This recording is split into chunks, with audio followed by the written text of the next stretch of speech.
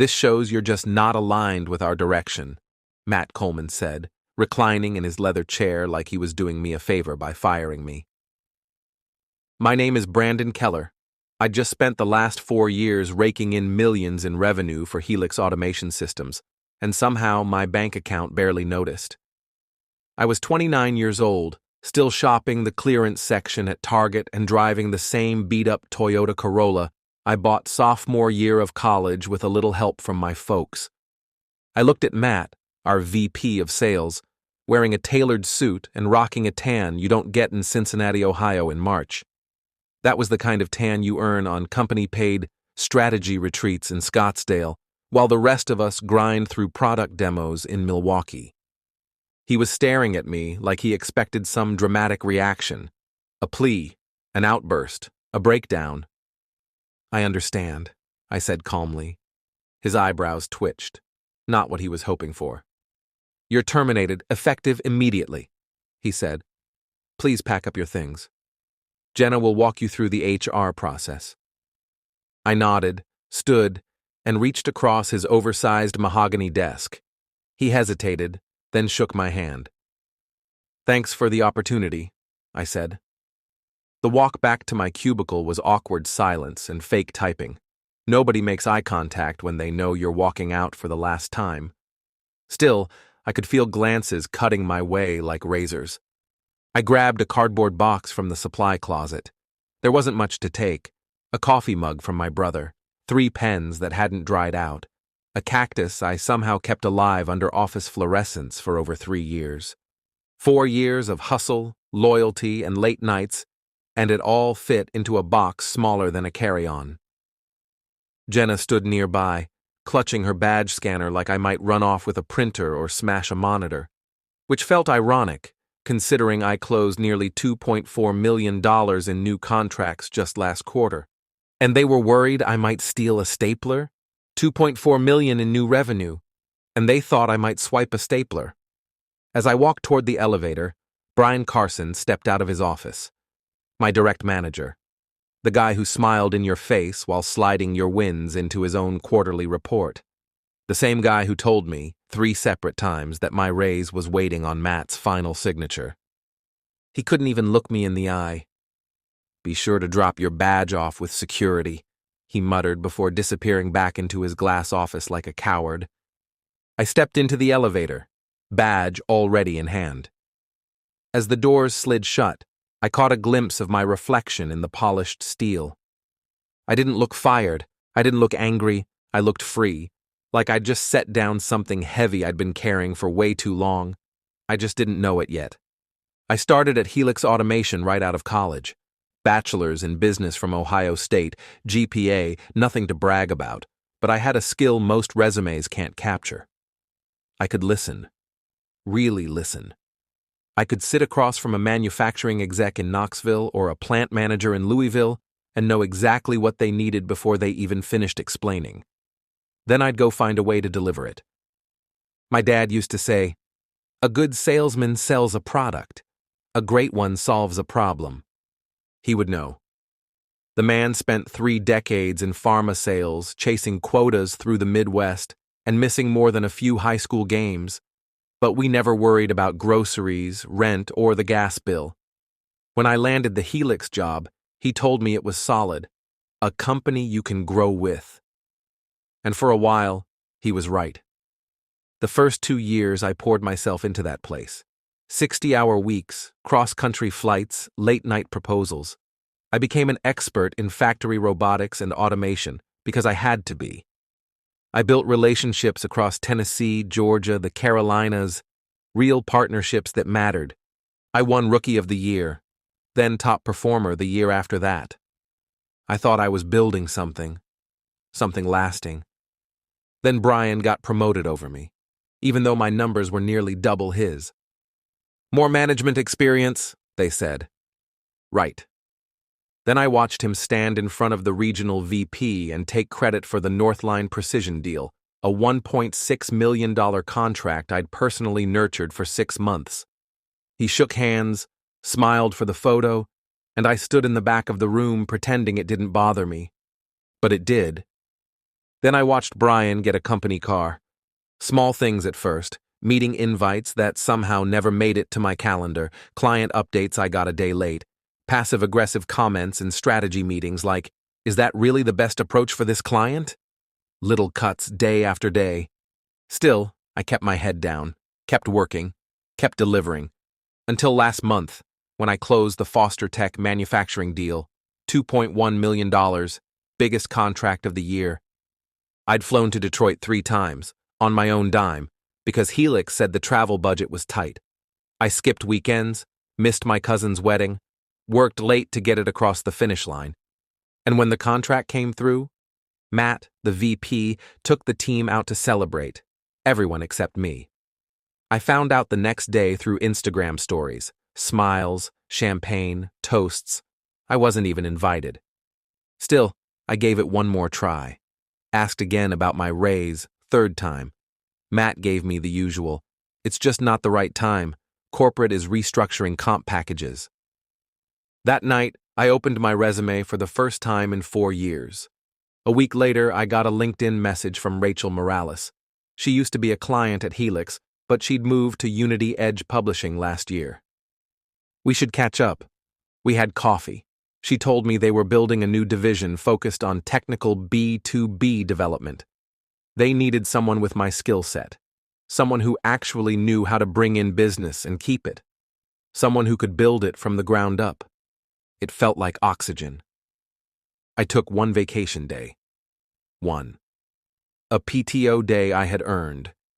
And someone saw me in the lobby of the Unity Edge building, probably an intern or one of Brian's lapdogs. They told him. He told Matt.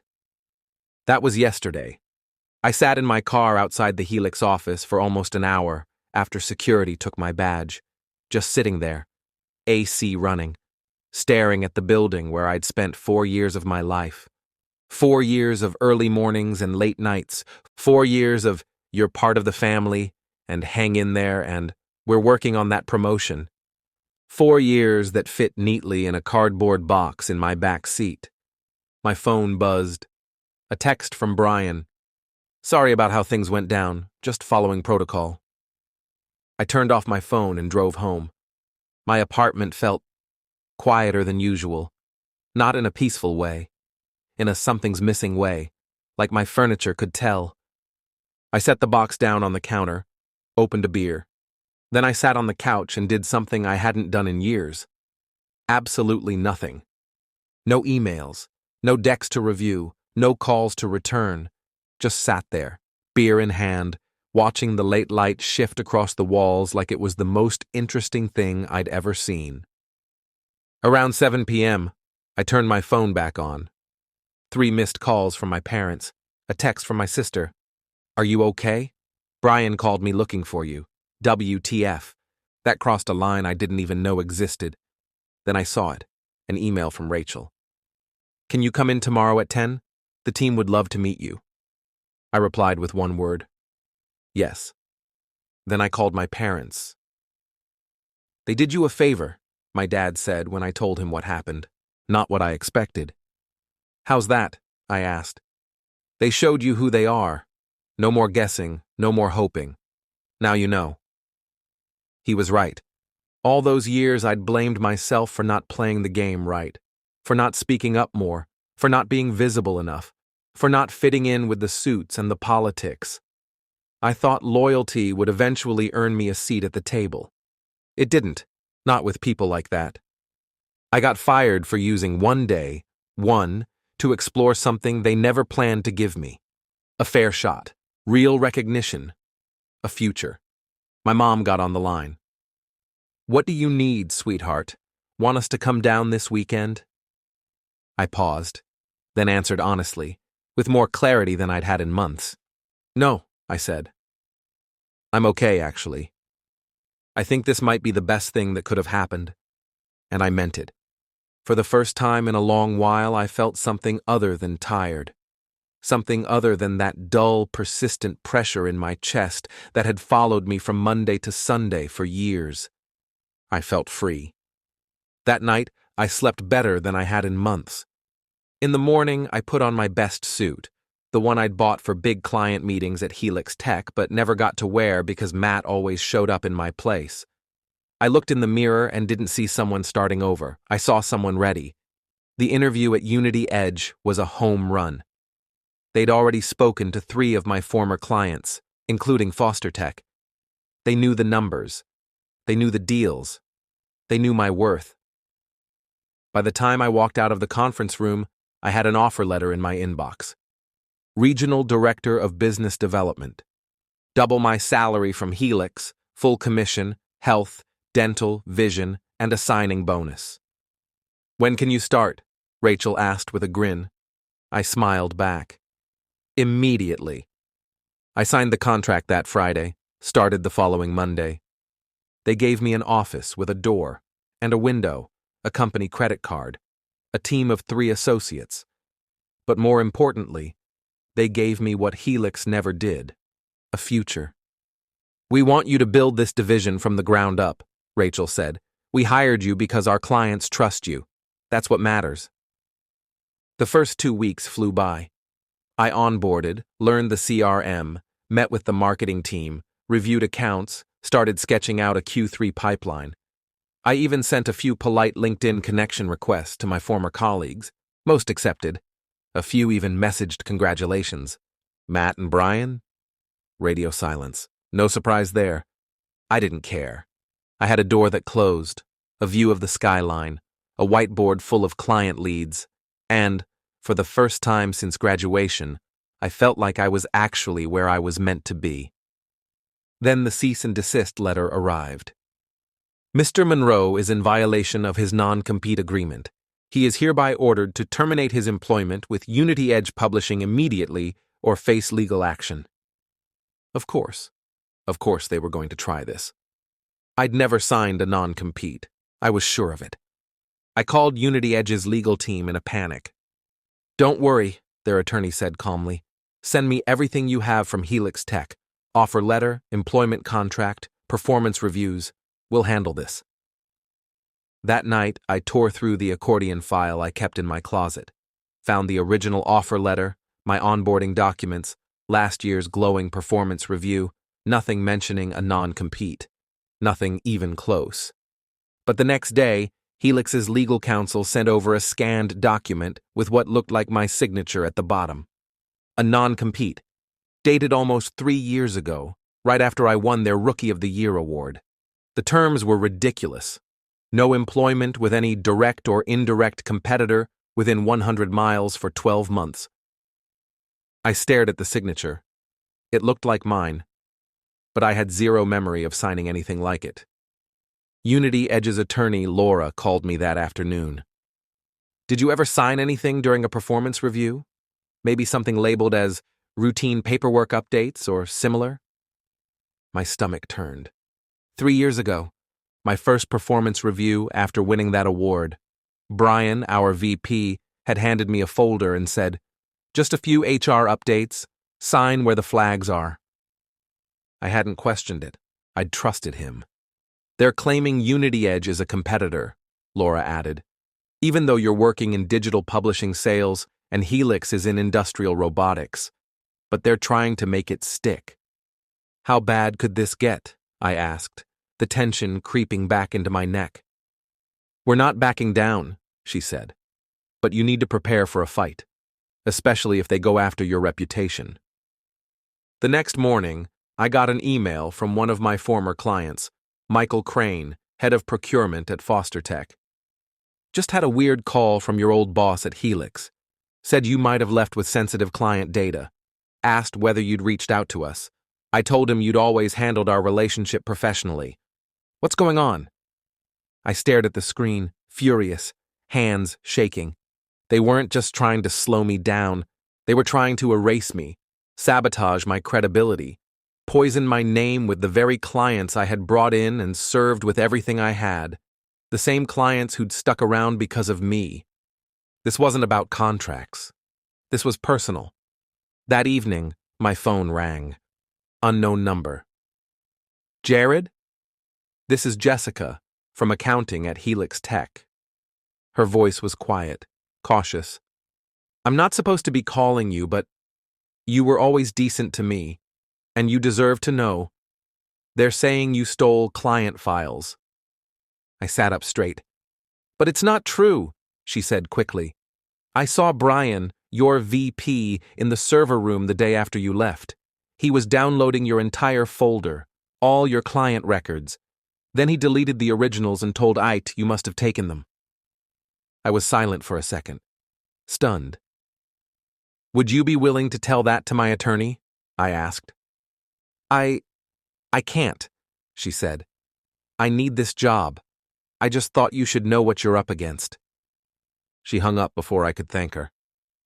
I sat there for a long time in my new office at Unity Edge, staring out over downtown Charlotte. The skyline glittered in the early evening light, but I wasn't seeing it. This wasn't going to be as simple as walking away. They weren't just trying to stop me, they were trying to ruin me. And for the first time since I'd been fired, the tiredness fell away. I was angry. The legal battle stretched into weeks. Unity Edge stood by me, but the weight of it all was starting to crack me open. It was like they were throwing everything they could find just to see what might stick. We need leverage, Laura, my attorney, told me. Right now, it's your word against theirs on the non-compete. And while we believe it's fabricated, proving that in court isn't quick or cheap. I nodded slowly, remembering Jessica's call. Remembering Brian in the server room, the casual lies, the fabricated evidence. It wasn't just about me leaving. It was about control. Then I remembered something else. My commissions, I said. They still owe me a full quarter's worth. I was due bonuses from the Abbott deal and 2 others. What if they didn't pay? Laura's eyes lit up on the video call. If they withheld legally earned compensation, that changes things. Let's dig into that, and let's subpoena the file access logs from their internal servers. Helix had turned this into a war. They were about to find out I wasn't just defending myself anymore. I was fighting back. I asked suddenly, what about my commissions? The last quarter I was at Helix Tech, I closed the Abbott deal, $2 million. My commission should have been substantial. But my final paycheck? Standard. No bonus, no commission. Laura, my attorney, made a note. Good. That's concrete. If they withheld earned income, that gives us leverage. That evening, I got a text from Tyler Davis. We should talk, not legal stuff. Something important. Against my better judgment, I agreed to meet him. Neutral ground, a coffee shop in Midtown, halfway between Unity Edge and Helix's old HQ. He looked awful. Dark circles, shirt wrinkled, tie gone, hair like he hadn't seen a comb in a week. This wasn't the same polished guy who used to hover over my cubicle pretending to support the team. I can't be tied to this conversation, he said immediately. If anyone finds out I talked to you, I could lose everything. I didn't say a word. I just waited. The non-compete? He said, voice low. It's not just you. Brian's been pulling this for years. He has people sign routine paperwork during performance reviews. Then he swaps in extra pages later. The signatures are real, but they're not on what people actually signed. I felt my jaw tighten. Why are you telling me this? He stared into his coffee for a moment. Because you're not the first person they've done this to, but you're the first one who fought back. And they're scared. Scared of me? I asked. I'm not trying to tear them down. I just wanted to do my job. Tyler leaned in, voice lower. It's not about you. It's about the money. What money? He exhaled. The commission structure at Helix. It's not what anyone thinks it is. Those percentages in the sales contracts? Not real. Brian's been skimming from every major deal for years. Splitting bonuses, adjusting payout formulas, hiding it behind fake budget offsets. That's why your checks never matched your numbers. That's why they're coming after you so hard. They're terrified you'll dig deep enough to find what they buried. My mind was racing.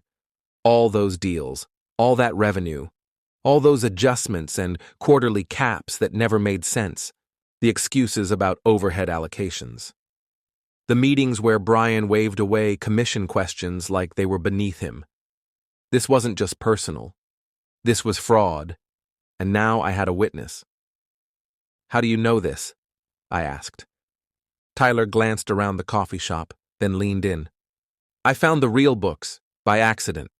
I was looking for a client file on Brian's computer while he stepped out of a meeting. His spreadsheets were still open. 2 sets of commission records, the real numbers and the ones that actually got paid out." He paused. "The difference?" "It went into an account labeled Executive Performance Fund." I stared at him. "You didn't say anything?" Tyler's face flushed. I confronted him. He offered me a cut, said it was standard practice, that the senior team had always done it this way, told me I'd earned my seat at the table. "So, you took it?" He didn't deny it. "I've got a mortgage. Kids in private school. I told myself it was just how business worked." I swallowed hard. "Why now? Why tell me this?" Tyler looked down. "Because they're not just coming after you, they're setting you up. Brian told the board you manipulated the Abbott contract, said you inflated the deal to pad your commission. That's why they're accusing you of stealing files. They're trying to make it look like you covered up fraud." My stomach dropped. "That's a lie. Abbott can verify everything." Tyler nodded grimly. "Doesn't matter. They've already started building a paper trail. Revised documents, emails, backdated files. They're methodical. And they have lawyers." I studied his face. "Why should I believe you? You've never exactly had my back." He pulled out his phone. "Because I kept receipts." He handed it to me.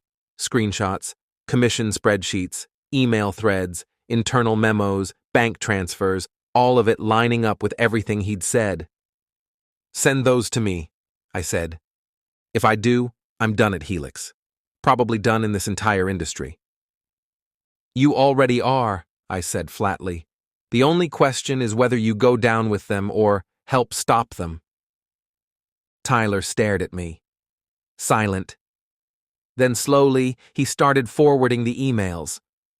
What he sent changed everything. Not just for me, but for everyone. Dozens of former and current Helix Tech employees had likely been cheated out of commission. The fraud stretched back years, millions in unpaid earnings. "This is way bigger than a non-compete case," Laura, my attorney, said as she scanned the files. "This is organized fraud." But we had a problem. Tyler wouldn't go on record. He was scared. And without testimony, the documents were just screenshots, hearsay in court. Meanwhile, Helix had an army of attorneys and money to burn. They could stall, bury us in motions, bleed us dry. "We need more," Laura said, closing her laptop. "We need someone else, someone willing to testify, someone who saw it from the inside." I thought about Jessica from accounting, but she was still at Helix and too afraid of losing her job. I needed someone with nothing to lose, or better yet, someone who had already lost everything. That night, I made a list of everyone who'd left Helix Tech in the last 2 years. People who'd quit suddenly or been pushed out quietly. Anyone who, like me, might have started asking questions about commission discrepancies. One name stood out, Kevin Blackwell. He'd been a top performer in the Eastern region, consistently hit targets, well-liked by clients. Then, out of nowhere, he resigned. The rumor mill said alcohol was involved, that he'd shown up to a client meeting drunk. But I never bought it. Kevin was a family man, straight shooter, the kind of guy who brought his lunch in Tupperware and stayed late to help new hires. I found him on LinkedIn. He was working at a much smaller firm now, clearly earning less than he had at Helix. I messaged him. "Need to talk about Brian Carter and commissions at Helix. It's important." He responded in under 5 minutes. Been waiting for this call. We met the next afternoon at a diner off I-440. Kevin looked tired, older than I remembered, but not broken. He didn't waste time with small talk. "They fired me because I found the spreadsheets," he said as soon as we sat down. "Same ones Tyler probably showed you. But I didn't stop there. I tracked the funds, created documentation, full audit trail. It wasn't just commissions. There were fake expenses, padded vendor invoices, even kickbacks. He lowered his voice. Brian and the CFO were running a whole shadow operation, money disappearing off the books. Do you have proof? I asked. Kevin nodded. I've got it all. Bank transfers, internal emails, copies of the doctored spreadsheets. It's stored on an encrypted drive off-site. I was stunned. You were building a case? Yeah, he said. I planned to take it to the board. I was sure they'd care, but somehow Brian found out. 2 days later, HR was calling me in. Suddenly there were rumors, people whispering that I had a drinking problem. Then a client supposedly complained that I showed up drunk to a pitch meeting. He paused, eyes locked on mine. I wasn't even in the city that day. What happened next? 2 weeks later, I was out. No severance, no goodbye, just a generic statement about a personal leave of absence. They tried to bury me quietly. I swallowed hard. Why didn't you go public? Or call the authorities? Kevin's expression darkened. Because they made it personal. Subtle threats. Someone from legal made a comment about my wife's job at Memorial Health. Said hospitals don't like media attention. Another guy from operations mentioned my kids' private school and how sensitive some of their donors are. No direct threats, just reminders that they could make things very uncomfortable for my family. His hands trembled slightly as he picked up his coffee. They wanted me scared, and it worked. I sat there, trying to keep my emotions in check. Rage, disgust, disbelief, none of them were helpful right now. But you kept the evidence? I asked. He nodded. Every single file. I didn't know if I'd ever get a chance to use it, but I wasn't going to let them erase me. A long silence passed between us. I've been waiting for someone else to see what I saw, he added. Someone they couldn't silence the same way. Someone like me, I said. Kevin nodded. You don't have a family they can threaten. You've already been fired, and most importantly, you've got Rallin behind you. They've got lawyers. They've got leverage. We spent the next 3 hours at that diner, combing through every file, spreadsheet, and email Kevin had archived. The evidence was overwhelming. This wasn't just Brian Carter and a couple of bad actors. It implicated nearly half of Helix Tech's senior leadership. For at least 5 years, they had systematically skimmed millions in commissions from their own sales team. This isn't a civil issue anymore, I said finally. This is criminal. I know, Kevin said, and I'm ready. But we have to be strategic. These people have money and connections. They won't go quietly. That night, I called Vanessa, told her everything. The commission fraud, the forged documents, the witness intimidation. I was honest. It could get ugly. I understand if Rallin wants to back away, I said. I'll keep you out of it. Her reply was immediate and firm. Back away? Jared, we brought you in because you're the kind of person who doesn't back away. We're not distancing ourselves. We're standing beside you. We're going to help you shut this down. Helix has been poisoning this industry for years. It's time someone held them accountable. For the first time in weeks, I felt something I hadn't felt in a long time. Hope. Things escalated quickly from there. With Kevin's data and Rollin's legal team in full gear, we didn't just respond to Helix Tech's cease and desist. We filed a federal countersuit and turned over our findings to both the Securities and Exchange Commission and the North Carolina Attorney General's office. What followed was faster than any of us anticipated. The paper trail Kevin had preserved painted a damning picture. Fake expense reports, falsified sales records, manipulated payroll audits, forged non-compete agreements, and double sets of books. The SEC moved immediately. Subpoenas went out. Bank records were pulled. Former employees began stepping forward one after another. Some confirmed what we already knew. Others added new pieces to the puzzle. It wasn't just skimming commissions. It was tax fraud, securities violations, and racketeering-level internal corruption. 3 weeks after our filings, Federal agents walked through the front doors of Helix Tech's headquarters in downtown Raleigh with a stack of search warrants and a long list of names.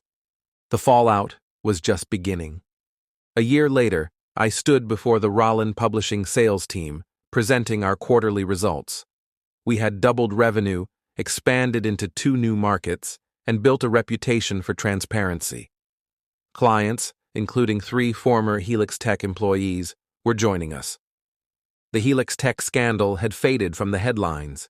Brian Carter and the CFO had taken plea deals, and Tyler's career was over. Helix had been acquired for a fraction of its former value. After the meeting, Vanessa pulled me aside. "The board approved your promotion to vice president, effective next month." I smiled, but I wasn't surprised. We had built something real. That evening, I visited my parents. My dad, who'd followed the story closely, said, "Proud of you, son. Not because you won, but because you did it right. You didn't let them change who you are." I nodded. "It was never about getting back at them," I said. "It was about the truth." We sat in comfortable silence. "So, Vice President," my dad smiled, "does this mean you're finally getting a new car?" I laughed. "Maybe, but I think I'll keep the Honda for a little longer." He raised his glass. "I'll drink to that." So did I.